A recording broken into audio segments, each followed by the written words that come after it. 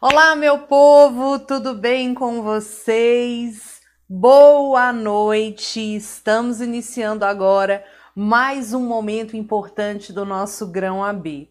E por que eu tô dando boa noite para vocês? Porque hoje é o nosso primeiro encontro do nosso checklist, é ao vivo a nossa gravação e eu estou fazendo essa gravação agora de noite, exatamente às 21 horas, tá?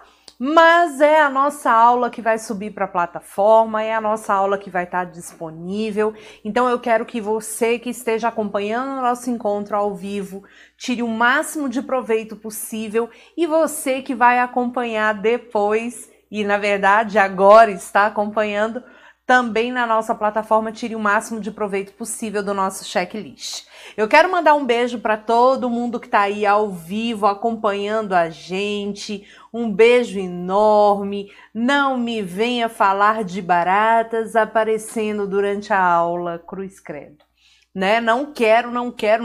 Estamos hoje juntos aqui para coisa boa, tá bom? Então, é isso.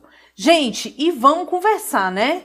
Vamos conversar sobre temas que são cobrados, sobre temas que são recorrentes, e eu quero fazer os nossos esquemas do coração com vocês aqui agora.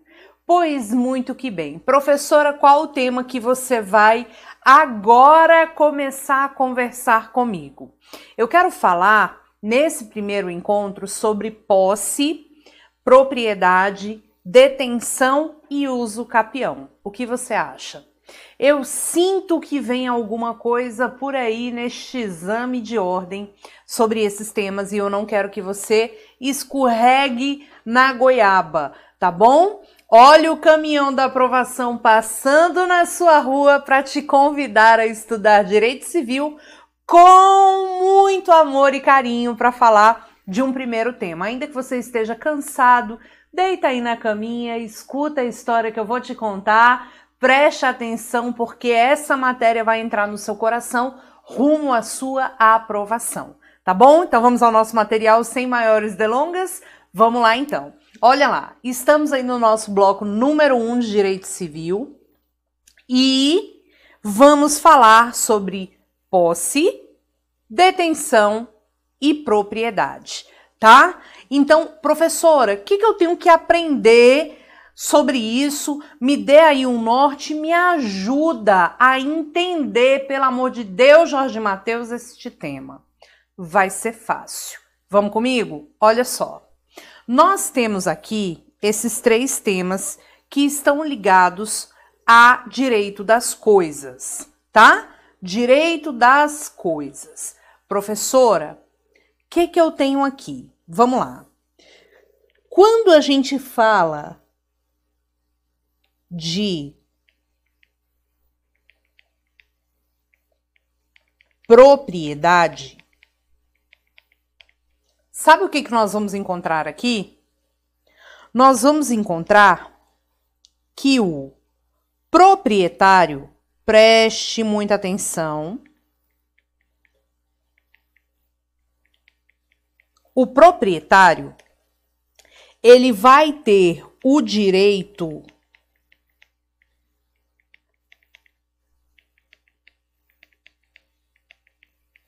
de, vamos memorizar? Usar, gozar, dispor e reaver o bem. Ele vai usar, gozar, dispor e reaver o bem, tá? O proprietário, ele vai usar, gozar, dispor e reaver o bem. Quando te perguntarem sobre atributos da propriedade, você vai marcar exatamente isso. Usar, gozar, dispor e reaver o bem. São os atributos da propriedade. Quando o proprietário tem na mão dele todas essas vertentes, todas na mãozinha dele aqui, ó, tudo com ele, e não ficou legal isso aqui, peraí. Deixa eu puxar aqui, ó. Peraí que eu vou organizar, porque como você vai dar o print nessa tela, eu quero que essa tela fique bonita para você, tá? Vou botar assim, ó, só. Quando o proprietário tem tudo concentrado na mão dele, e calma, porque eu vou te dar um exemplo, a gente fala que ele tem a chamada propriedade plena. Preste atenção aqui, ó. Roberta, o que é uma propriedade plena? É quando o proprietário tem todos os atributos da propriedade na mão dele. Eu sou a propriedade. Eu sou a proprietária do meu imóvel. Eu estou morando no meu imóvel, eu vivo aqui no meu imóvel, é meu. Eu estou exercendo todos os atributos da propriedade. Eu tenho o direito de usar, gozar, dispor se eu quiser vender, reaver o bem de quem quer que injustamente detenha. Tá tudo comigo. Eu tenho a chamada propriedade plena. E na sua prova, como sinônimo de propriedade plena, você pode encontrar a propriedade alodial. É a mesma coisa. Só que imagina que eu tenho aqui a propriedade do meu apartamento. Tantã! Tô morando no meu apartamento, eu tenho a propriedade. Só que eu resolvo alugar o meu apartamento. Eu estou transmitindo para alguém o direito de usar o meu apartamento, o direito de gozar do apartamento. Ai, professora, e aí? Neste caso, quando a gente separa os atributos da propriedade, é porque eu vou ter o fenômeno do proprietário, que a gente vai passar a chamar de possuidor indireto, e eu tenho o fenômeno do possuidor direto. Então, quem é o possuidor? É aquele que exerce um ou alguns dos atributos da propriedade. Não todos, porque senão ele seria proprietário. Então, olha só, a gente vai observar aqui o seguinte. Se esse carinha pega, por exemplo, e transmite o direito de usar e gozar para alguém, esse alguém é denominado o quê? Possuidor.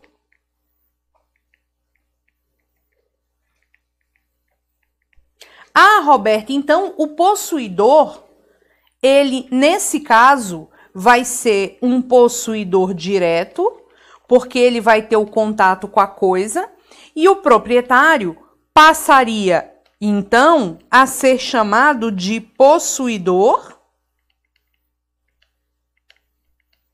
indireto. Por que possuidor indireto? Porque a gente está dividindo os atributos da propriedade. A gente está fracionando os atributos da propriedade. Se não tivesse essa situação aqui, a gente fala só em proprietário. Professora, me dá um exemplo dessa pessoa entrando no direito de usar e gozar? Dou. Sabe quem, por exemplo? Vou botar bem aqui, ó. Exemplo, o locatário. Eu alugo o meu apartamento, o locatário é possuidor. Agora vem comigo aqui numa informação importante. O possuidor, ele exerce a posse. O proprietário, ele tem a propriedade. Significa dizer que o proprietário pode entrar no imóvel alugado sob o pretexto de que é proprietário? Larga de feiura, larga de loucura. Claro que não. Isso aconteceu. Recentemente eu vi uma reportagem, gente, olha o nível de loucura da pessoa. Eu ouvi uma reportagem recente da mulher que alugava o apartamento numa localidade, acho que no Rio de Janeiro, e ela passava não sei quantos dias da semana fora em São Paulo. O proprietário ia para casa da mulher. Até que um dia a mulher chegou mais cedo e chegou lá na casa. E quando entrou na casa, viu que tinha alguma coisa estranha, tinha uma bolsa de mulher. Quando ela entrou no quarto, estava o cara pelado com uma mulher no imóvel.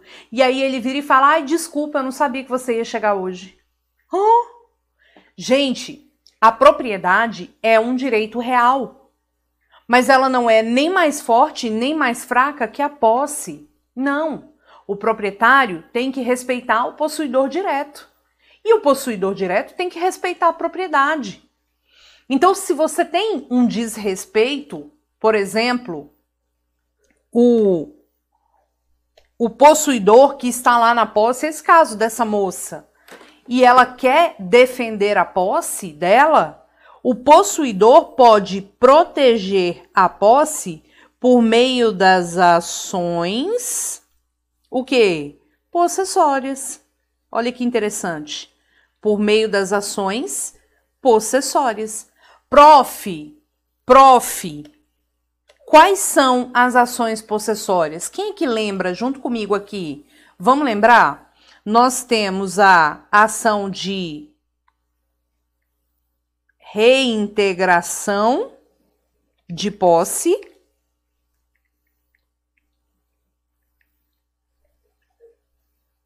manutenção de posse e interdito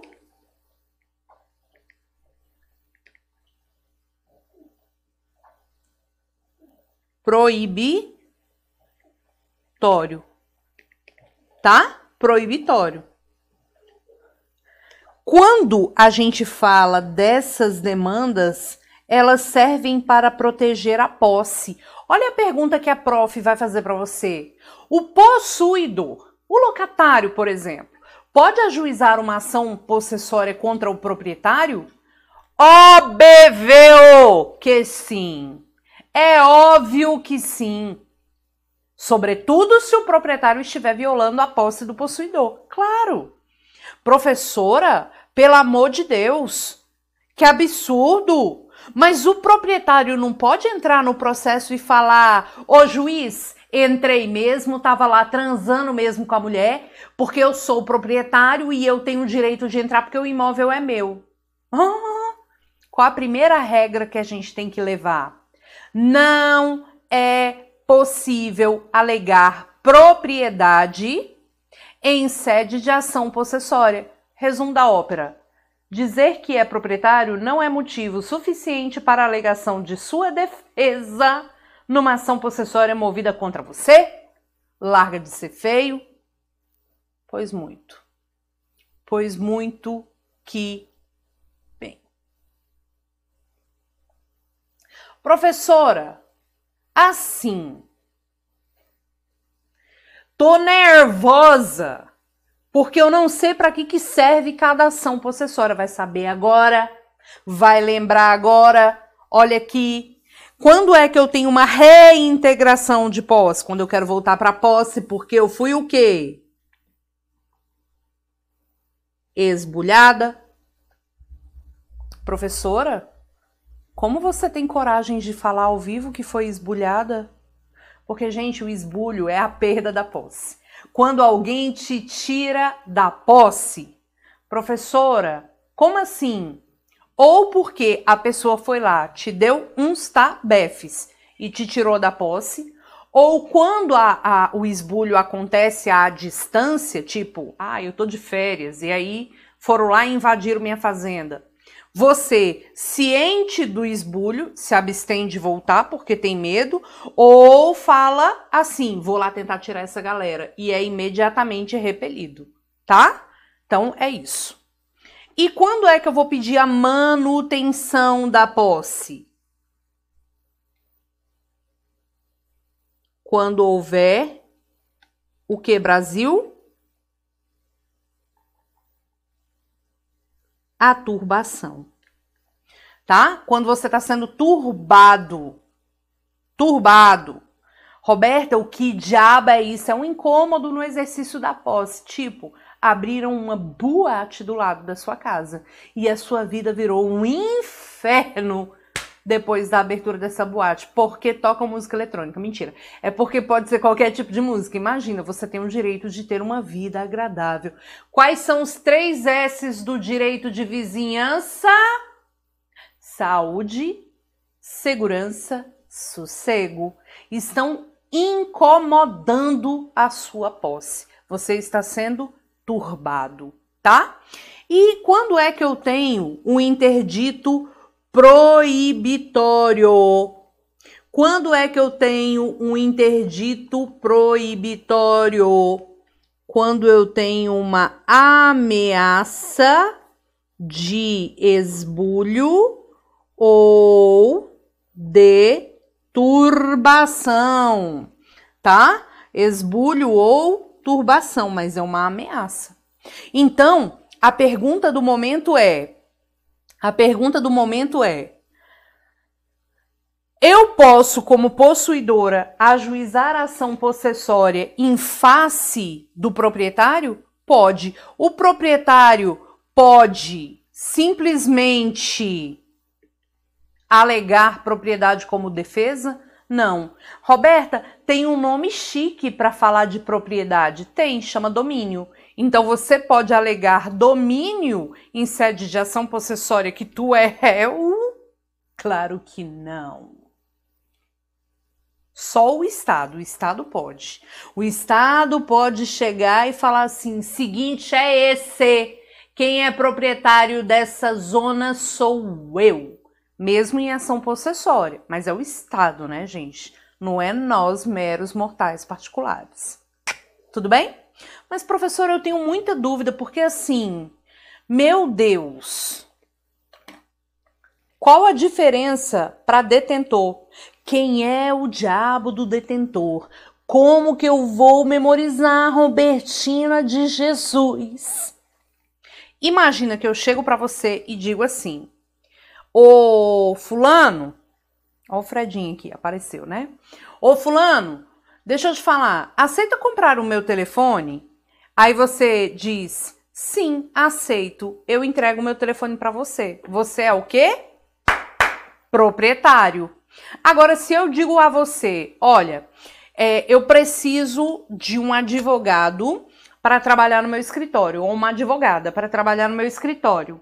E aí, eu quero contratar você. Olha quem apareceu para o nosso checklist. Fred. E aí, Fredão, a gente vai contratar uma pessoa para trabalhar no nosso escritório. E aí, enquanto essa pessoa trabalha no nosso escritório, eu vou deixar o telefone com essa pessoa, este celular aqui. Aí eu vou deixar o celular com a pessoa, ela vai poder usar o telefone, ela vai poder fazer ligações, ela vai poder mandar o WhatsApp para os clientes, ela vai atender as pessoas, ela vai poder usar? Vai. Então, essa pessoa é mero detentor? Não. Essa pessoa é possuidor. É um possuidor, porque eu transmiti para ela o direito de usar e de gozar do telefone, né, meu amor? Pois bem, professora, esse joio é sujo, mamãe. E se eu chego para a pessoa e falo assim, olha, eu vou aqui no banheiro e eu queria que você vigiasse o telefone para mim. Assim, você não pode usar o telefone. Você só pode vigiar o telefone. Você é mero detentor. Sabe o caseiro da fazenda? Quando o caseiro da fazenda tá lá tomando conta da fazenda? Pois muito que bem, o caseiro da fazenda é um mero detentor. Deixa eu te falar, o mero detentor, ele pode praticar atos, por exemplo, ele pode usucapir um bem? Não, porque o usucapião é consequência de posse e o detentor não está exercendo posse. O detentor, na verdade, ele exerce uma posse degradada, ele exerce uma posse fraca, ele exerce uma posse em nome alheio, ele exerce um cuidado porque alguém mandou ele estar lá. Quem é que manda o detentor estar lá? Ou é o possuidor ou é o proprietário. Então, o detentor, ele vai ter o quê? O detentor vai ter o quê? O quê? Vamos botar ele aqui?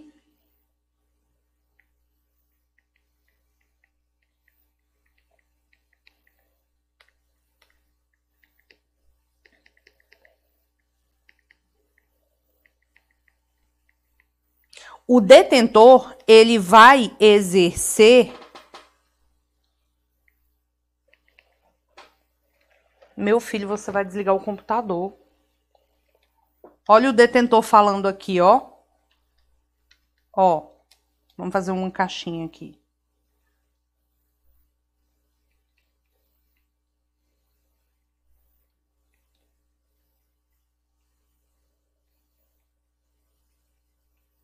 Tô só cuidando. O que o detentor vai fazer aqui? Só cuidar. E ele vai cuidar porque quem mandou? Ou o próprio proprietário ou um possuidor mandou ele cuidar. Porque o detentor, ele tem um vínculo de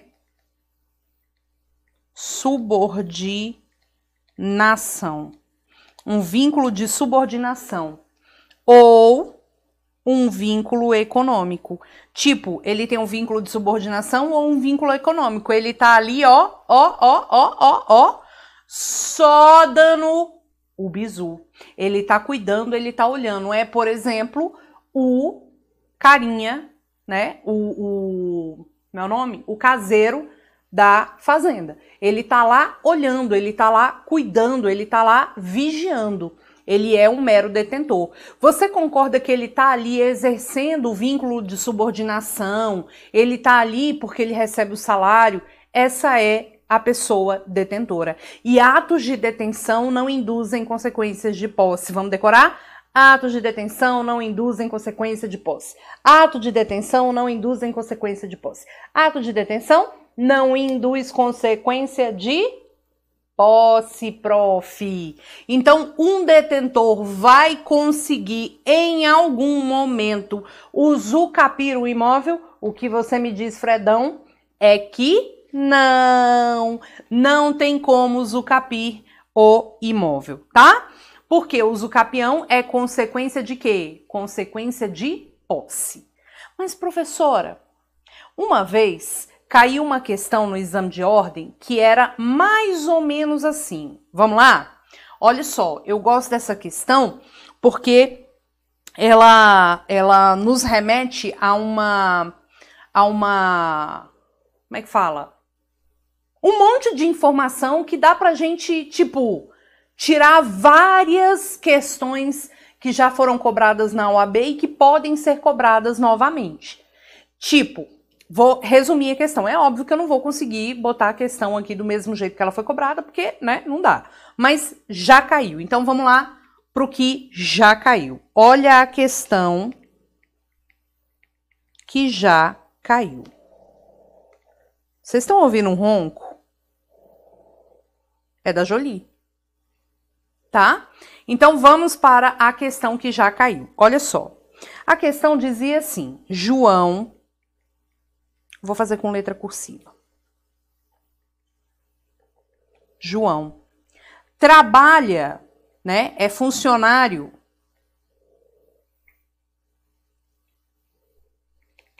da Dona Maria, que já tem 98 anos de idade, já há 30 anos. O João é funcionário da Dona Maria há 30 anos. Ele vai, trabalha para a Dona Maria, lá na casa dela, ele exerce atividade de jardineiro, de cuidador. Ele ajuda a Dona Maria há muitos anos, inclusive são até amigos. mas ela paga o salário dele ali, ó, religiosamente direitinho. E ele acaba morando na casa com ela. E ele acaba ajudando também a Dona Maria nos afazeres diários da vida, tá? Aí, o que acontece? A Dona Maria falece. A Dona Maria acaba falecendo. E o João, ele continua morando na casa, né? Ele mora na casa. Ele realizou obras de conservação. Ele aluga a garagem da casa para o vizinho. E ele passou a dormir no quarto da Dona Maria. Tá? No quarto da Dona Maria. E assim ele ficou por 11 anos. Depois desses 11 anos, os filhos da Dona Maria, que eram os herdeiros da Dona Maria, mandaram o João desocupar o imóvel, porque já não precisariam mais dos cuidados. Não precisariam mais dos cuidados do João ali na casa. E também nunca mais pagaram sequer salário, né, para o João. Não pagaram sequer salário. Não pagaram nada pro João. Na dica de nada. Tu vai desligar a câmera. Vocês estão vendo, né, gente, o que eu passo aqui? Olha só. Pronto. Aí, eles não pagaram nada mais para o João. A pergunta era, o que é o João na fila do pão? Aqui. E se o João poderia usucapir aquele imóvel? Ele poderia usucapir o imóvel? Vamos lá.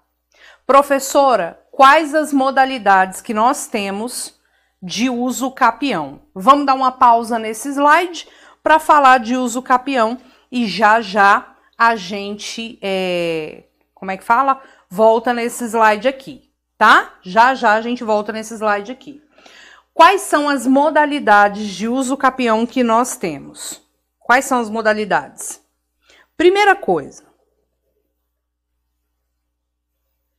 Quando a gente fala de usucapião, a gente está falando de aquisição da propriedade. Aliás, eu vou botar... É um modo... Olha essa palavra que eu vou colocar aqui. Originário de aquisição da propriedade. Por que é bom a gente falar de modo originário na usucapião? Porque quando a gente está falando aqui de modo originário, categoricamente a gente está falando de uma situação que rompe claramente, né? Rompe claramente todas as relações jurídicas que porventura, o proprietário anterior tinha. Todas as relações jurídicas que o proprietário anterior tinha são rompidas. Ah, professor, isso já caiu no exame de ordem. Já. É diferente, por exemplo, de uma transmissão. Se você tem uma transmissão da obrigação, é bem diferente da obrigação, ó, da casa. Eu vendo para você, ora, os direitos que eu tinha ali antes do imóvel, eles vão com você. A situação jurídica vai com você. Mas quando você adquire a propriedade pela usucapião, você tem ali o rompimento da propriedade do proprietário anterior. Então, se tinha, por exemplo, uma hipoteca, já era. O banco não vai poder utilizar a hipoteca para cobrar pelo inadimplemento do devedor. Ele vai cobrar do devedor de outra forma, mas não vai poder usar da hipoteca. E quais são as modalidades de uso capião que nós temos? Nós vamos ter a uso capião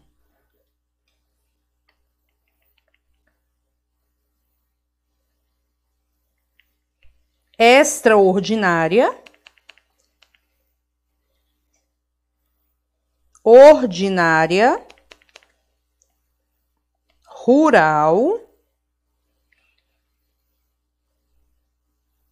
urbana e pró-família, tá? Então, nós vamos ter aqui extraordinária, ordinária, rural, urbana e pró-família. São as modalidades do Código Civil. Professora, quais os requisitos para uso capião? O que você me diz? Quais são os requisitos para caracterização da uso capião? De cada uma delas.